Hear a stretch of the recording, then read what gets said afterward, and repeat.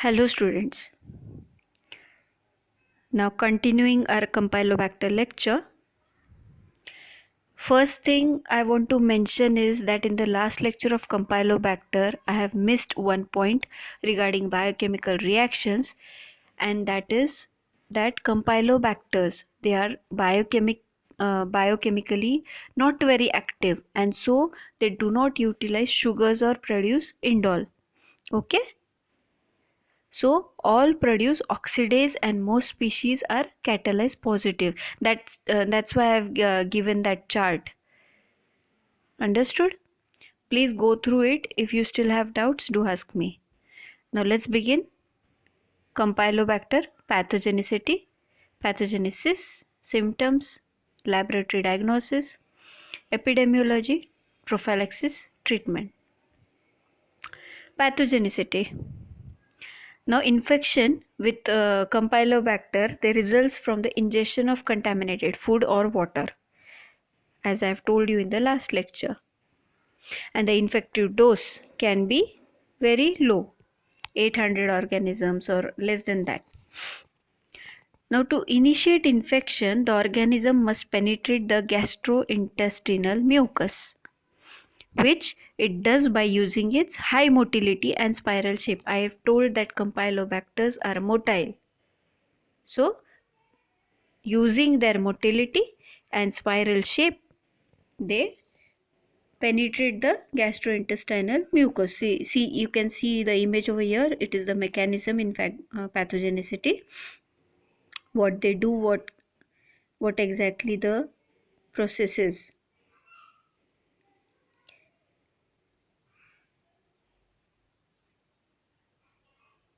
Okay. Pathogenesis.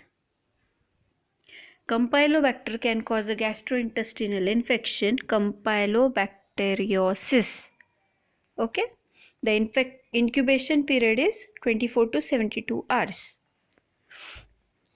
Then the characterization is done by inflammation, sometimes bloody diarrhea or dysentery syndrome, mostly including cramps, fever and pain. The most common route of transmission are fecal and oral, ingestion of contaminated food or water, and eating raw meat. Food implicated in campylobacteriosis include raw or undercooked poultry, raw dairy products, and contaminated produce. Understood? Campylobacters, they are sensitive to the stomach's normal production of hydrochloric acid. As a result, the infectious dose is relatively high, and the bacteria rarely cause illness when a person is exposed to less than 10,000 organisms. Understood? So it is not necessary if a person is exposed to this bacteria. So maybe because of this stomach's normal production of hydrochloric acid, it will not produce any infection unless there's a very high number of organisms getting attacked. Understood? Nevertheless, people taking antacid medication, this is example. People with gastritis or stomach ulcers are at higher risk of contracting disease. You guys know that whenever we take such medications, our normal flora, our good normal flora, microflora, is getting washed off. That's why we people or such people are getting higher chances of infections, of such infections, intestinal infections, stomach infections. Understood?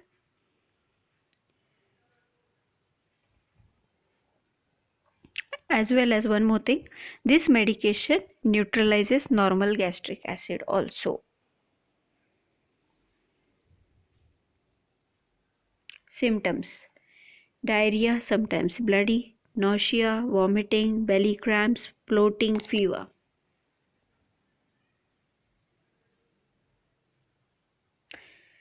Laboratory diagnosis. Pathogen is isolated from feces. Direct microscopy is done, phase contrast or a dark field, and even motility is observed. Being motile, it is easier to find Campylobacter. Gram staining. Fecal and rectal swabs are plated on the selective media. Now Campylobacter, they survive in Cary-Blair medium for 1 to 2 weeks for 4 degrees Celsius. Okay.